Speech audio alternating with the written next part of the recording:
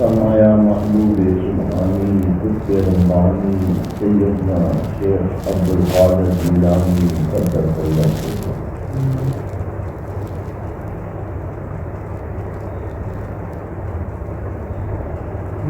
عزیز من، بچ اور بہت بچ کہ کسی خوشحال سے نزاع کرے، وہ تو محفوظ اور ترقی پذیر رہے گا، اور تو تباہ و گسار اور ذلیل و خوار بنے گا۔ تو اپنی منازعت سے اس کی خوشحالی کو کیسے بدل سکتا ہے جبکہ علم الہی اس کی خوشحالی کے متعلق ہو چکا ہے؟ جب تو آپ تعالیٰ سے اپنے یا دوسرے کے متعلق اس کے علم ازلی میں نزاع کرے گا، اس کی نظروں سے گر جائے گا اور تیرا علم تجھے مفید نہ ہوگا۔ چنانچہ اللہ تعالیٰ نے فرمایا بہت لوگ قیامت کے دن عمل کرنے والے اور مشقت اٹھانے والے ہوں گے۔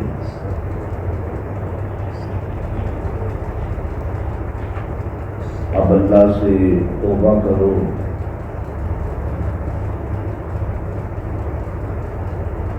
اللہ سے توبہ کرو، وہی ہے جو گناہوں سے معصوم۔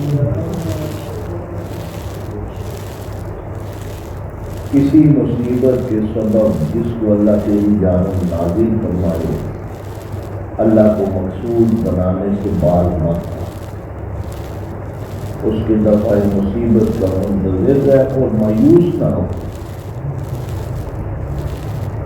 ایک ساتھ سے دوسری ساتھ تک بہت گنجائش ہے، وہ ہر روز جدا شان میں ہے، ایک فریق سے دوسرے فریق کی طرف منتقل فرماتا ہے، اس کے ساتھ صبر کر اور اس کی تدبیر پر راضی ہو۔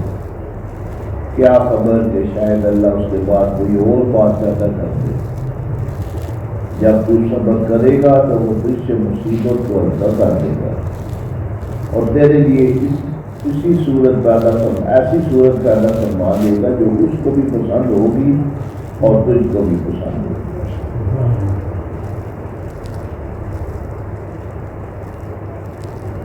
اور جب تو جزا و قضا اور اعتراض کرے گا تو وہ تجھ پر مصیبت کو بوجھل بنا دے گا اور تیرے اعتراض کی وجہ سے اس پر سزا بڑھائے گا۔ اب تعالیٰ پر اعتراض اور اس سے مناظرت کرنے کا سبب تمہارا اپنے نفس و خواہشات اور اپنی اغراض کے ساتھ ٹھہرا رہنا اور دنیا کی محبت اور اس کے جمع کرنے کی گرج ہے۔ صاحبو، اگر دنیا کے بغیر چارہ ہی نہ ہو تو بس تمہارے نفس تو دنیا کے دروازہ پر نہیں اور قلوب آخرت کے دروازہ پر اور اسرار مولا کے دروازہ پر، یہاں تک کہ نفس قلب بن جائے اور وہ ذائقہ چکھے جو قلب نے چکھا ہے، اور قلب باطن بن جائے وہ مزہ چکھے جو اس نے چکھا ہے، اور باطن فنا فی اللہ بن جائے کہ نہ کچھ چکھے نہ چکھا جائے۔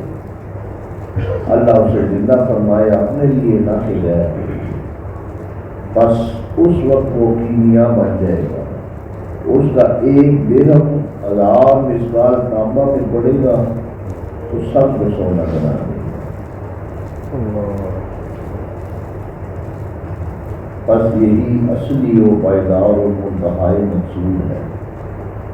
مبارک ہو جس نے سمجھا جو میں کہہ رہا ہوں اور اس کا یقین کیا، مبارک ہو جس نے عمل کیا اور مخلص بنا، مبارک ہو جس نے عمل کو اپنے ہاتھ میں لیا اور عمل نے اسے اس کے قریب کر دیا، تو جس کے لیے اس نے عمل کیا تھا۔ عزیز من، جب تو مر جائے گا تب مجھے دیکھے اور پہچانے گا، تو مجھے دیکھے گا تیرے دائیں اور بائیں سے عذاب اٹھا کر دور، اور تیری بابت خدا سے نجات کا سوال کرو گا۔ کب تک تو مخلوق کو شریک بناتا اور ان پر بھروسہ کرتا رہے گا؟ تو اس پر یہ جاننا واجب ہے کہ ان میں کوئی بھی خواہ فقیر ہو یا غنی، باعزت ہو یا ذلیل، نہ تجھے نفع دے سکتا ہے نہ نقصان۔ اللہ جل جلالہ کو پکڑ لے، نہ مخلوق پر بھروسہ کر اور نہ اپنی کمائی اور طاقت و زور پر، بس اللہ کے فضل پر بھروسہ کر، اس پر بھروسہ کر جس نے تجھ کو کسب پر قدرت بخشی اور کمانا نصیب فرمایا، اور جب تو ایسا کرے گا تو اس کو اپنے ساتھ چلائے گا اور اپنی قدرت اور علم ازلی کے عجائبات دکھائے گا، تیرے قلب کو اپنے تک پہنچائے گا کہ پہنچانے کے بعد اس کے ایام گزشتہ سے یاد دلائے گا، جیسا کہ جنتی جنت میں ایام دنیا کا باہم تذکرہ کریں گے۔ جب تو صبر کے جال کو پھاڑ دے گا تب مسبب الاسباب تک پہنچے گا، جب تو عادت کا خلاف کرے گا تب تیرے لیے خط کی عادت کیا جائے گا، جس نے خدمت کی وہ مخلوق بنتا ہے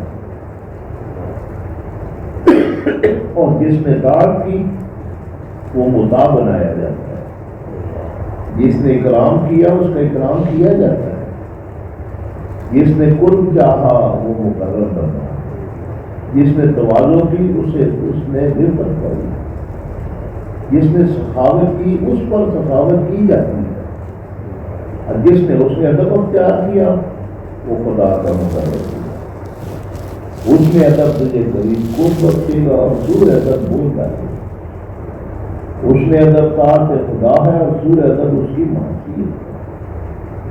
صاحبو اپنے نفسوں کی پیشی اور محاسبہ کو مؤخر نہ رکھو، آخرت سے پہلے دنیا ہی میں اپنے نفسوں کے لیے اس کے اندر جلدی کرو۔ نبی صلی اللہ علیہ وسلم سے روایت ہے، آپ نے فرمایا کہ ہم تعالیٰ کو اپنے ان بندوں سے حساب لینے میں شرم آئے گی جو دنیا میں وہ بات تھی، احتیاط اختیار کر ورنہ تیری گردن میں رسوائی کی رسی ہوگی۔ اپنے تمام دنیاوی کاروبار میں محتاط بن ورنہ تیری خواہشات دنیا واقعت میں حسرتوں سے بدل جائے گی۔ دینار آگ کا گھر ہے، اس کے لفظ ہی میں نار موجود ہے، اور درہم غم کا گھر ہے کہ اس کے لفظ میں ہی ہم موجود ہے، خصوصاً جب کہ تو ان کو حرام طریقہ سے لے لے اور حرام طریقہ سے خرچ کرے۔ میں جو کچھ کہہ رہا ہوں یہ کل کو تجھ پر واضح ہو جائے گا، مگر آج تو ان کی محبت میں اندھا اور بہرا بنا ہوا ہے۔ نبی صلی اللہ علیہ وسلم نے فرمایا کہ کسی شے سے محبت تجھ کو اندھا اور بہرا بنا دے گی۔ اپنے قلب کو دنیا سے مرانا اور بھوکا پیاسا رکھ، یہاں تک کہ اب تعالیٰ ہی اس کو کھلائے اور پلائے اور اپنا ظاہر و باطن اس کو سونپ دے اور اس کی کوئی تدبیر نہ کرے، بلکہ فنا محض ہو جائے اور وہی رہ جائے کہ تو کوئی چیز نہ ہو، ہمیشہ مزدور بنا رہے، کیونکہ دنیا محنت کا گھر ہے اور آخرت مزدوری پانے کا گھر ہے، بخشش کا گھر ہے اور عطا کا گھر ہے۔ صالحین کے حق میں اکثر تو یہی صورت ہوتی ہے، البتہ شاذ و نادر ایسے بھی ہیں جن کو دنیا میں کام کرنے سے باہر نکال لیتا اور ان پر احسان اور رحم فرماتا اور آخرت کے آنے سے قبل دنیا ہی میں ان کو آرام دے دیتا ہے، مثلا یہ کہ ان کے فرائض ادا کرنے پر اکتفا فرماتا اور نوافل سے ان کو راحت دے دیتا ہے، کیونکہ فرض کسی حال اور کسی مرتبہ میں نہیں ثابت نہیں، اور ایسا ہی اللہ کے بندوں سے کسی کے حق میں ہوتا ہے کہ ایسے بندے بہت کامیاب ہیں۔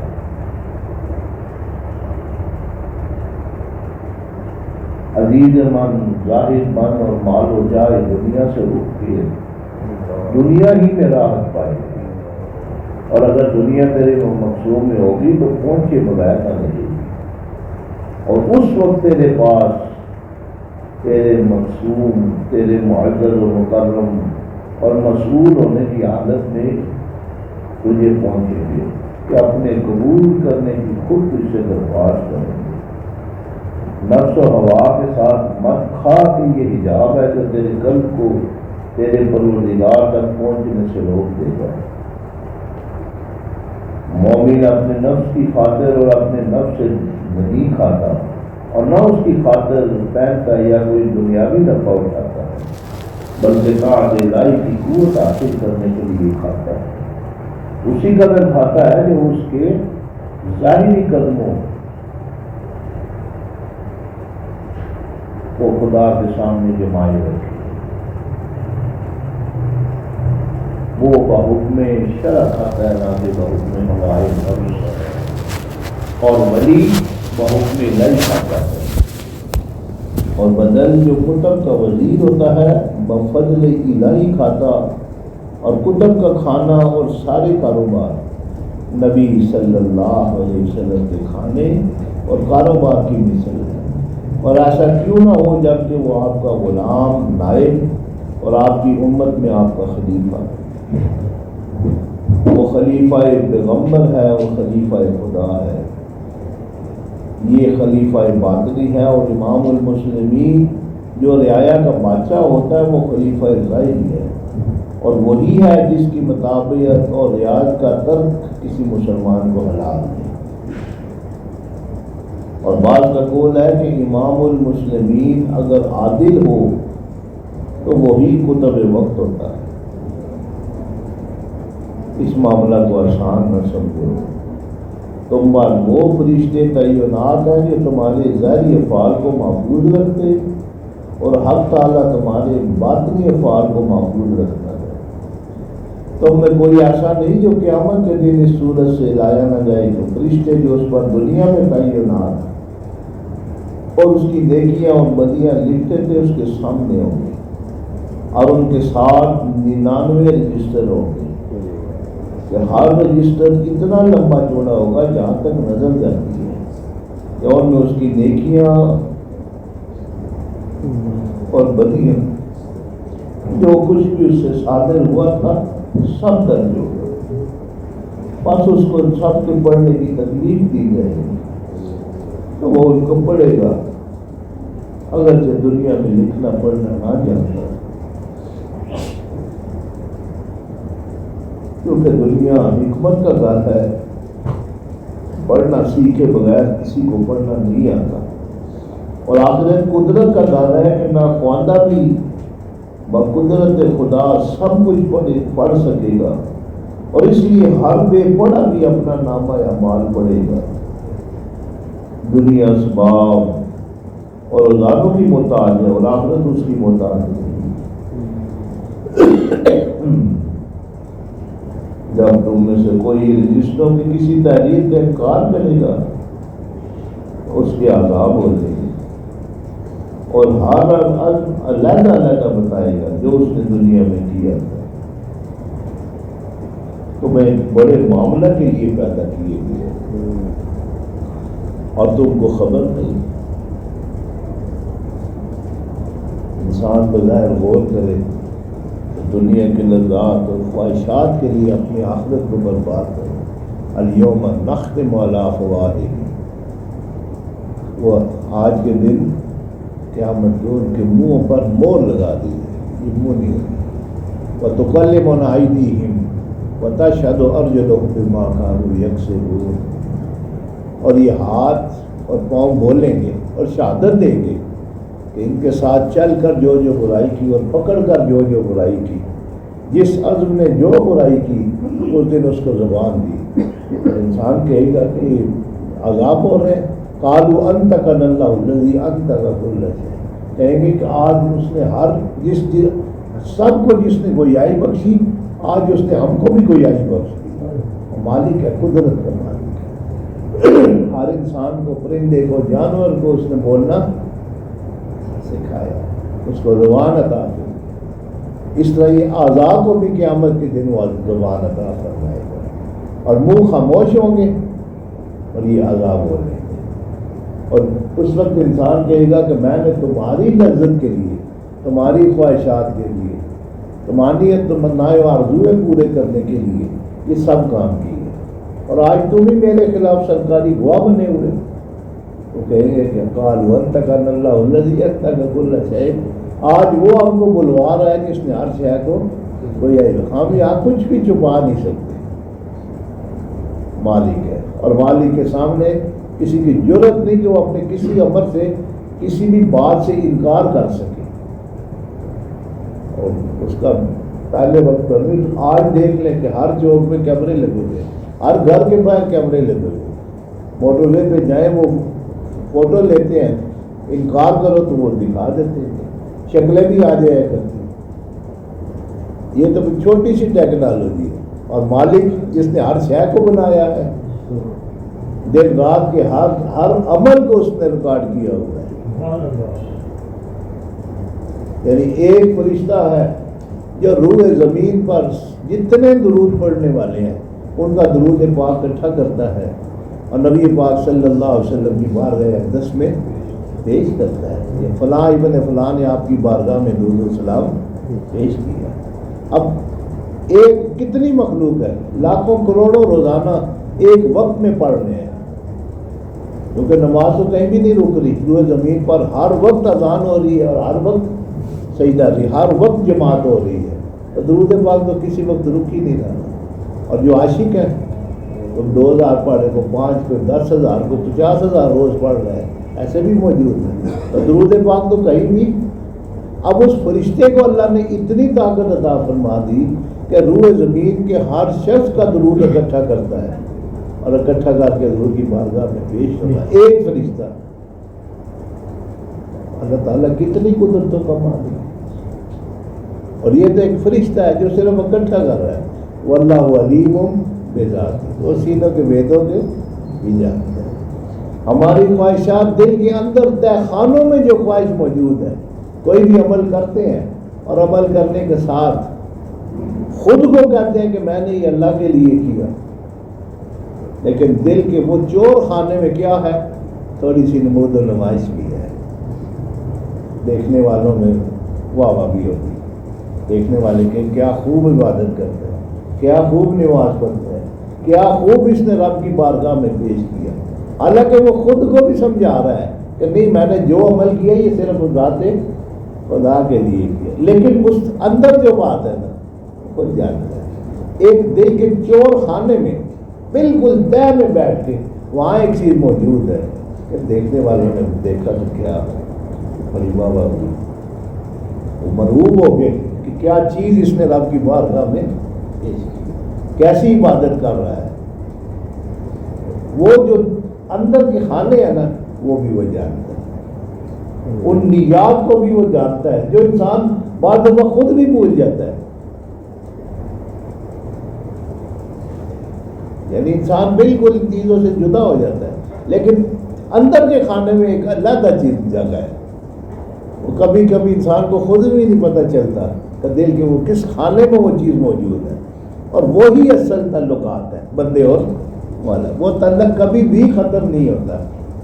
یہ نماز پڑھ رہا ہے, روزہ رکھ رہا ہے, یہ کاروبار دنیا کر رہا ہے, چل پھر رہا ہے, کھا پی رہا ہے, لیکن وہ اندر کے جو تعلقات ہیں وہ قائم ہوتا ہے.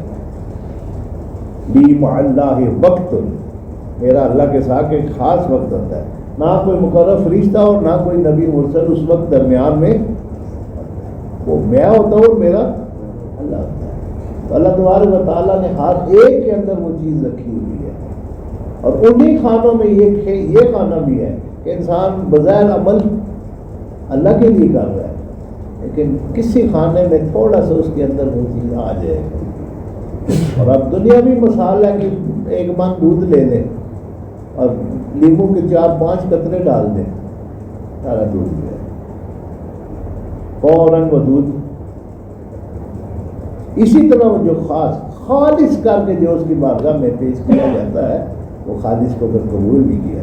اس میں بس تھوڑا سا بھی کچھ ذرات ڈال دیے جائیں, وہ خواہش تھوڑی سی دنیاوی ڈال دی جائے کہ کیا بابا ہو رہی ہے, دیکھنے والوں نے کیا بیان کیا تو لوگوں نے کیا بابا کتنا پسند کیا گیا. اب وہ اندر کے کھانے میں کتنا پسند کیا گیا. لوگ کیا فرماتے ہیں کہ نہ یہ بابا نہ کیا تھا, جب میں باز کروں یہ نہ کہا کر کہ کیا خوب کا، بلکہ میں جو کہہ رہا ہوں اس پر عمل کر، اور میں کہوں کہ کیا خوب میرے بات پر تو نے عمل کیا، جو میں نے کہا اس کو تو نے کر دکھایا، کیا خوب تو نے کر دکھایا، میرے کہے پر تو عمل کر گیا۔ میرا کام ہے کہ میں کہوں کہ کیا خوب عمل کیا، نہ کہ تیرا کام کہ کیا خوب بات کی ہے۔ ایک اندر کا خانہ ہے وہ علیم اللہ علیم سینوں کو بھید نہیں جو در آخر میں چھپے ہوئے ان کو انکار کیا۔ اللہ حق تعالیٰ فرماتا ہے کیا تمہارا گمان ہے کہ ہم نے تم کو بے فائدہ پیدا کیا اور یہ کہ تم ہماری طرف لوٹ کر نہ ہوگے؟ اکثر لوگ اس سے بھی سوال کرتے ہیں یہ کیا یہ دنیا کیوں ہم پیدا کیے گئے، ہمارا آنے کا مقصد کیا ہے؟ صبح اٹھو جی، کھانا کھاؤ جی، کام کرو جی، پھر شام ہوگی جی، پھر کھانا کھاؤ جی، کوئی بچوں کو دیکھو اور پھر سو جاؤ جی، کیا دنیا کیا ہے؟ میں نے کہا اس کو تم پہچان ہی نہیں سکے، اور پھر خلیفہ بنایا ہے، اپنا نائب بنا کے بھیجا ہے۔ عبادت کے لیے تو فرشتے ہی بے شمار ہیں، کوئی تسبیح کر رہا ہے، کوئی تحلیل کر رہا ہے، کوئی رکوع میں ہے، کوئی سجدے میں ہے، کوئی اس کے حمد و ثنا کر رہا ہے۔ ہزاروں لاکھوں نہیں کروڑوں اربوں فرشتے ہیں، آسمان کا چپا چپا فرشتوں سے بھرا ہوا ہے، اور جو رکوع میں ہے وہ قیامت تک رکوع میں ہی رہے گا، اور جو سجدے میں ہے وہ قیامت تک، جو قیام میں وہ قیامت تک۔ لیکن اس انسان کو بنا کر اللہ تبارک و تعالیٰ نے وہ تمام صفات جو فرشتوں کو عطا فرمائی، رکوع بھی فرمایا، سجود بھی، قیام بھی، قعود بھی، اور تسبیح و تحلیل بھی، اور ذکر الہی بھی، تمام کا تمام مجموعہ اس کے اندر ڈال دیا کیونکہ اپنا خلیفہ بنایا۔ اصل بات یہ ہے کہ وَمَا خَلَقْتُ الْجِنَّ وَالْإِنسَ إِلَّا لِيَعْبُدُونِ، انسان اور جن کو کس لیے بنایا؟ میری عبادت کر۔ حضرت عباس فرماتے ہیں سب سے بڑے مفسر جو ہے نا حضرت عباس ہے، کیونکہ انہوں نے حضور سے ایک ایک لفظ پوچھ کے آگے بیان فرمایا حضور اس کا مطلب کیا ہے، اس آیت کا اس لفظ کا مطلب کیا ہے، انہوں نے آپ کی زبان مبارک سے سن کے آگے پھر بیان فرمایا۔ سب سے بڑے مفسر، انہوں نے قرآن کو بھی سمجھا اور صاحب قرآن سے بھی پوچھا، تو وہ فرماتے ہیں کہ وَمَا خَلَقْتُ الْجِنَّ وَالْإِنسَ إِلَّا لِيَعْبُدُونِ، اس کا معنی ہے کہ إِلَّا لِيَعْرِفُ، پہلے اس کی معرفت حاصل کرو، اس کو پہچانو، جب تم اس کو پہچان جاؤ گے تو پھر تم اس کی عبادت میں جو لذت حاصل کرو گے، کہ جو ثمرات عبادت کے ملنے چاہیے وہ پہچاننے کے بعد ملیں۔ ہم میں اور عام اللہ کے بندوں میں اور ہم میں عام کیا فرق ہے؟ فرق یہی ہے کہ آپ کھڑے ہو گئے، نماز پڑھی، کیا اور فارغ ہو گئے، اور صحابہ کرام حضرت علی نماز شروع کی، ایسے نماز میں گم ہوئے کہ تیر کو نکالا نکل گیا، تیر نکل گیا، میں تو اپنے رب کے حضور میں سیدنا صدیق اکبر نماز پڑھا رہے تھے، نبی پاک صلی اللہ علیہ وسلم تشریف لائے، صحابہ نے پوچھ پر یا سے ہاتھ مارے، لیکن ان کو ایسے مگن تھے ادھر مولا تھا، اور جب بہت زیادہ کیا کہ پھر آپ کی توجہ بھی اور آپ پیچھے ہوئے، آپ صلی اللہ علیہ وسلم آگے، یعنی ان کو جب وہ پہچان گئے، پہچاننے کے بعد وہ ایسے گم ہوئے اس دربار میں، حقیقی دربار میں وہ پہنچ گئے۔ انتعبد اللہ کاننا کا طرح، اللہ کی عبادت اس طرح کا گویا کہ اس کو دیکھ رہا ہے، یہ دیکھنے والے بھی موجود ہیں۔ مولا علی فرمایا کہ میں اس رب کی عبادت ہی نہیں کرتا جس کو میں نے دیکھا، میں نہیں کرتا اس کی، بالکل۔ اور فرمایا کہ فَإِن لَمْ تَكُن تَرَىٰ، اگر تم نہیں دیکھ رہے فَإِنَّهُ يَرَاكَ، یہ خیال ضرور پیدا کرو کہ وہ تم کو دیکھ رہا ہے۔ یہ دونوں چیزیں جب مل جائیں گی، یا تو دیکھو، اگر وہ تاب نہیں ہے، وہ طاقت نہیں ہے، تو اس نے کرم نوازی فرما دی کہ یہ خیال کرو کہ وہ تم کو دیکھ رہا ہے۔ جب یہ دونوں چیزیں، دونوں میں سے ایک چیز حاصل ہو جائے گی عبادت میں وہ محو ہو جائے گا. یعنی انسان اگر کوئی شخص حاکم اس کا افسر کوئی بڑا اس کا کہتا ہے یہ کام کرو، اب کام تو بغیر وہ کر رہا ہے لیکن ساتھ اس کی پوری توجہ کدھر ہے؟ اس کام میں کرتے کرتے مجھ سے کوئی غلطی نہ ہو جائے، کیونکہ وہ دیکھ رہا ہے. اگر اس کو خیال آ بھی جائے تو پھر بھی وہ پوری توجہ کے ساتھ اس کو پورا کرے گا. اس پورے کام کرنے میں کسی جگہ مجھ سے تھوڑی سی بھی غلطی نہ ہو جائے. اگر غلطی ہوگی تو مالک کی نگاہ سے میں گر جاؤں گا.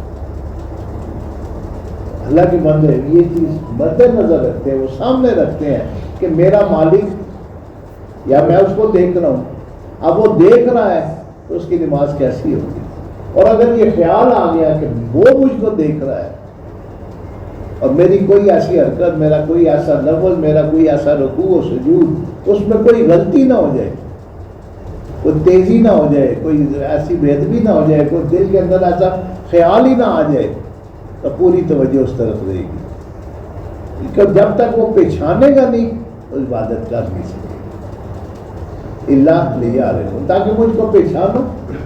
فرمایا سیرو فی الارض، زمین کی سیر کرو اور قدرت دیکھو کہ اللہ تعالیٰ نے یہ چیزیں کیسے بنائی ہیں.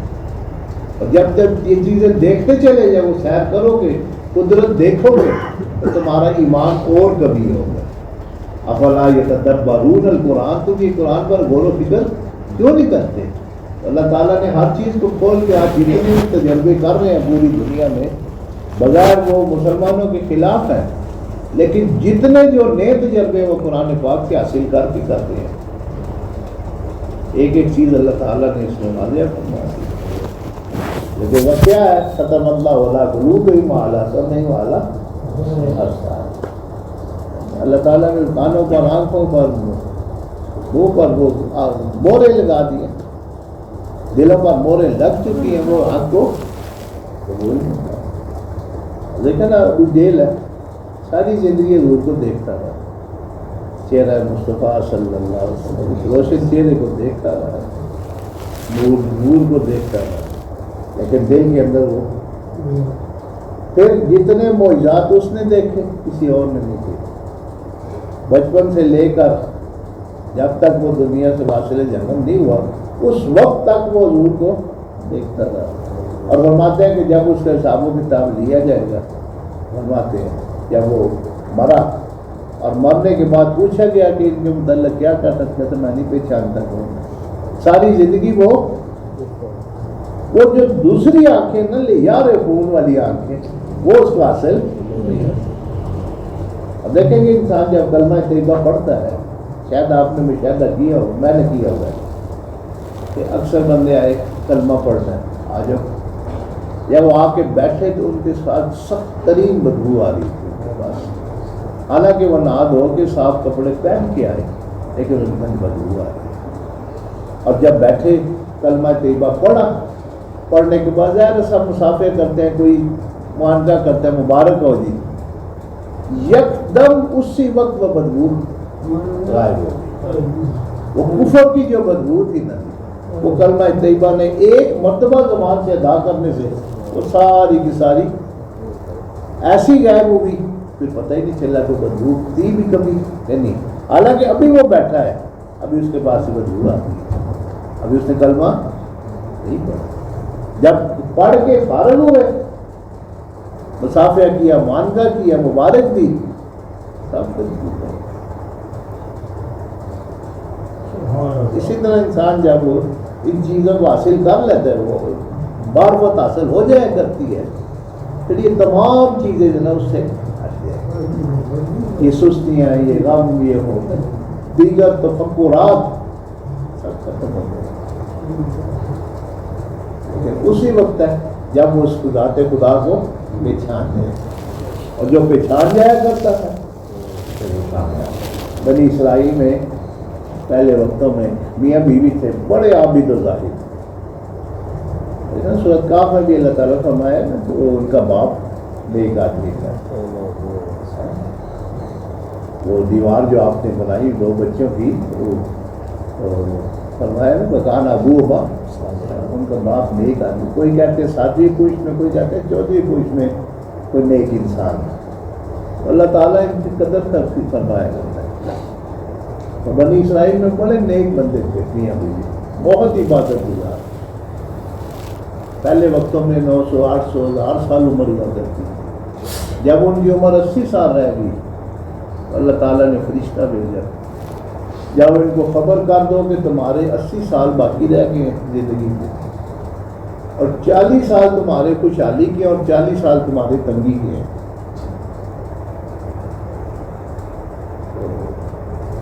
کون سے لینے ہیں؟ پہلے 40 سال ہی آخر کے 40 خوشحالی میں کون سے لینے ہیں؟ انہوں نے کہا کہ میں خود تو میں فیصلہ نہیں کر سکتا، میں اپنی بیوی سے پوچھ کر دوں گا، ہم دونوں فیصلہ کریں. اور بیوی جو ہے وہ ایمان کامل رکھتی تھی. یہاں ایمان کے یہ کبھی ایمان ضروری ہے. اللہ تعالیٰ ان کے ساتھ بالکل اسی طرح معاملہ فرماتا ہے جیسا وہ گمان کرے. آئندہ ظن اب دی گئی میں بنے گے. اب ایک شخص نے کہتے مجھے میں یہ کام کروں گا اور اللہ تعالیٰ میرے ساتھ یہ معاملہ ضرور فرمائے گا، اس کے ساتھ وہ معاملہ ضرور. اور میاں بیوی تھے تو انہوں نے بیوی جو نا ذرا زیادہ کمی تھی ماں، کہنے لگی پہلے 40 سال آپ کو 40 کے اور آخری جو ہے نا پھر کر لیں گے، کیونکہ وہ فرمان کو جانتی تھی. مل گیا جو ملنا تھا، خوشحالی آ گئی. بیوی میاں کہنے لگا کہ خوشحالی آ گئی ہے اور تیرا ایمان بھی کبھی ہے، ایسا کر روز دیچکی چڑھاتی ہے، آج دیکھ چڑھا. چولہے مل گئی نا، خوشحالی آ گئی اور دیچکی نہیں چڑھائی. جب دیکھ پکائی تو تلاش کر کے یتیم غریب مسکین لوگوں کو بلایا اور ان کو کھانا کھلایا. جب وہ کھانا کھا چکے، کھا کے انہوں نے دعا کی کہ یا اللہ ان کو برکت دے، ان کو مال کو اور بڑھا. مظلوم اور غریب کی دعا جو ہے نا عرش کے لا دیا. فوراً یہ غریب آدمی کی دعا جو دل سے دعا دیا کرتا ہے، جس کو صحیح ٹھوکر لگی ہوئی ہے، اس کی دعا فوراً عرش پر تک دعوت مظلوم کی پکار سے، کیونکہ عرش کے اور اس کے درمیان کوئی چیز آئے فوراً پہنچا کرتی. تو وہ غریب مسکین یتیم تھے، دعا کی یا اللہ اس نے کھلایا، یا اللہ اس کے رزق میں برکت دے اور بڑھا کے عطا فرما. فرشتہ پھر آیا، فرمایا کہ ان یتیموں غریبوں مسکینوں کی اللہ دعا رد نہیں کرتا، ہم نے اگلے 40 سال بھی تمہارے بڑھا دی. اس میں 2 چیزیں، ایک چیز تو یہ ہے کہ اللہ وہ اتنے اپنے اس معاملات میں اللہ کے ساتھ مخلص تھے کہ اللہ نے چاہا سے ان کے مشورہ کر لیے، اللہ نے ان کے قدر کی اور بتا دیا. اور دوسرا ایمان کمی تھا، اور اللہ تعالیٰ کو پتا تھا کہ ان کو لکھا یہ کیا ہے. اب یہ دعا مانگے، یہ تو نہیں مانگیں گے، یہ مخلص ہے، جس حال میں رکھا ہوا ہے یہ مطمئن ہے. لیکن جن کو کھلا رہے ہیں، اور سب ایک مثال فرمائے کرتے تھے کہ ایک بزرگ تھے، مولانا شیخ سعدی نے بھی یہ لکھا ہے، تو ان کی عادت شریف تھی کہ جو بھی آتا اس کی خدمت کیا کرتے، پاس کچھ ہوتا تو وہ بھی تقسیم کرتے تھے، اور اگر نہ ہوتا تو قرض لے دیا کرتے، پھر اللہ تبارک و تعالیٰ عطا فرماتا ان کو لوٹا دیتے. ان کی یہی عادت ہے، ہر وقت وہ تقسیم کرتے رہتے، لوگوں کی خدمت کرتے، کھلاتے بلاتے رہتے. ایک مرتبہ ایسا ہوا کہ وہ کافی لوگ اکٹھے ہو گئے، قرض جن کو دیا، جن سے لیا تھا، آ کے بیٹھے، تقاضا کیا، اور میں بیٹھ جاؤ بھی تو نہیں ہے تو دے دوں گا. جب کافی دیر گزر گئی کوئی بھی نہ آیا، اور کہیں سے بھی آپ کی خدمت میں نہ پہنچا. آپ نے اپنے دل پر غور کیا، وہ مطمئن، اور جو لینے والے تھے وہ بھی مطمئن. ان کو پتہ تھا کہ یہاں سے کبھی خالی نہیں گئے، دیر ضرور ہوئی ہے لیکن انکار کبھی بھی نہیں ہوا. وہ بھی مطمئن بیٹھے ہیں، یہ بھی مطمئن بیٹھے ہیں. فرماتے ہیں کہ وہ انہوں نے کہا کہ ٹھیک ہے. اتنی دیر میں ایک بچہ آیا جو حلوہ بیچ رہا تھا. اس کو آواز دی کیا بیچ رہا یہ حلوہ ہے, جتنے بیٹھے ہیں سب کو کھلاؤ. وہ بھی خوش ہو گیا کہ جگہ جگہ پھرنے سے آج سارا حلوہ ایک ہی جگہ بک گیا. جب کھا کے فارغ ہوئے اس نے کہا پیسے, پیسے تو کوئی نہیں, بیٹھ جا تو ایسے تو یہ بھی لینے والے ہیں, تو بھی بیٹھ جا. اس نے رونا شروع کر دیا. اس نے کہا کہ میری ماں ہے گھر میں, اور آج ہی جو گھر میں سودا بھی لے کے جانا, اور میری ماں نے وہ سودا پکانا بھی ہے, اور یہی کل راس ہے ہماری. دن کو میں بیچتا ہوں, شام کو سودا بھی لے جاتا ہوں, اور اگلے دن کے حلوے کے سامان بھی اور گھر کا بھی سامان اسی سے لے کے جاتا ہوں. تو ہمارے پاس تو اب کچھ بھی نہیں. اب تو میں بیٹھ گیا مطمئن ہوں. بچہ تھا, رونا شروع کر دیا, زاروں قطار رونا شروع کر. تھوڑی دیر گزری تو آپ کی خدمت میں کسی نے آیا خادم اور کہا کہ فلاں صاحب نے آپ کی خدمت میں یہ ہدیہ پیش کیا. آپ نے سب کو دیا, بچے کو بھی بلکہ زیادہ عطا فرمایا. تو سر نے پوچھا ضرور معاملہ کیا ہے.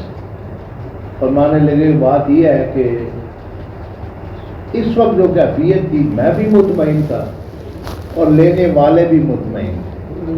اب ایک رونے والے کی ضرورت تھی, گڑ گڑانے کی ضرورت تھی, اور وہ مجھے سمجھ نہیں آئی. میں بھی اندر سے مطمئن, اور یہ بھی, یا تو ان میں سے کوئی کرتا نا, یہ بھی مطمئن بیٹھے ہوئے, پتہ ہے کہ مل جاتا ہے. اب رونے والا نہیں مل رہا تھا, اللہ تعالیٰ نے بچے کو بھیج دیا.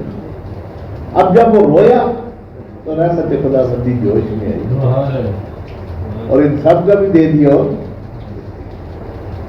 تو گڑ گڑانا اصل میں ضروری ہے. اس کی بات ہے جس وقت انسان کو دیکھے کہ نئی بات بن رہی تو گڑ گڑائے گا.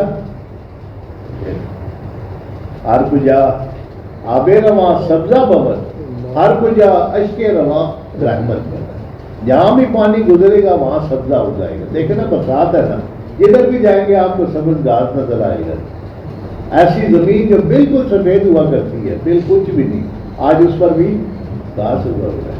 اور ہر کجا اشک رواں رحمت ہو, جہاں بھی یعنی آنسو گریں گے اللہ تعالیٰ کی رحمت ہے. اور میں نے زندگی میں حضرت صاحب کی آنکھ کو بغیر آنسو کے نہیں دیکھا. اکثر میرا آپ کے ساتھ مقبول ہے, اور میں نے گڑگاتے ہوئے نہیں, دھنیاں مار کے روتے ہوئے دیکھا ہے.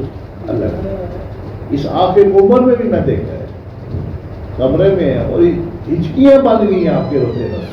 آپ نے مالک سے